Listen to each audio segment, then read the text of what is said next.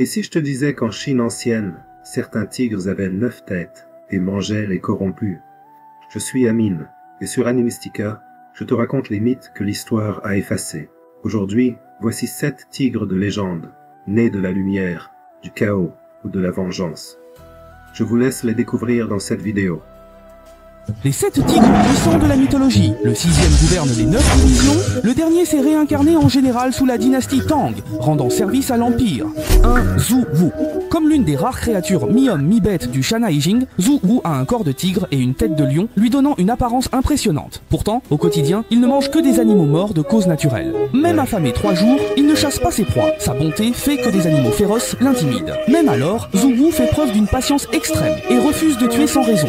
Pour éviter tout conflit avec ses proies, il est même capable de parcourir des milliers de lits par jour. Deuxièmement, Bian. Selon la légende, Bian est le fils d'une tigresse. Il est juste et altruiste, défend les opprimés. Il préfère dévorer les fonctionnaires corrompus et les sbires complices de leurs méfaits. Dans l'Antiquité, l'image de Bian était gravée sur les portes des tribunaux et des prisons du district, symbole de droiture et d'intégrité. Troisièmement, Tao Wu. Selon le Shen Yijing, Tao Wu, mi-tigre mi-homme, serait le père de Yu le Grand, exécuté par l'empereur Yao pour avoir échoué à maîtriser les inondations. Transformé par son ressentiment, il devint une bête maléfique qui massacra les populations pour se venger. Les anciens le comptaient parmi les 4 grandes bêtes malfaisantes de l'Antiquité.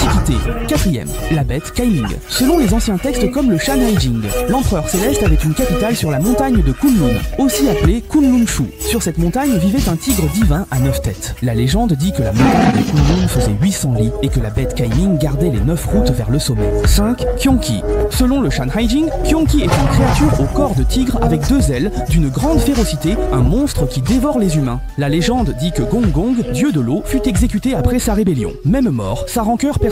Il transforma ses os en Kyonki, une bête maléfique qui, comme un tigre ailé, parcourait le monde pour punir les bons et récompenser les méchants, semant le chaos. On dit que Kyonki fréquente les méchants, mais aime mordre le nez des vertueux. Il est ainsi l'un des 4 grands monstres maléfiques de l'Antiquité. 6e, Lu Wu.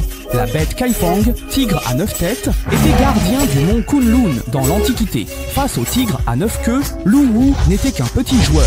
Lu Wu gouverne les 9 divisions du ciel et dieu de Kunlun Shu, majordome de l'empereur céleste. Après la mort du dieu de l'eau Gong Gong, son général Xiang Liu à 9 têtes a semé le chaos. Lors de la maîtrise des eaux par Yu le Grand, Xiang Liu mena les soldats de Gong Gong se soulever à Yongzhou, profitant du chaos pour s'emparer du monde. Mais Yinglong le tua. La bête divine qui résista à l'armée de Gong Gong était Lu Wu, tigre à 9 queues. 7e, le tigre blanc.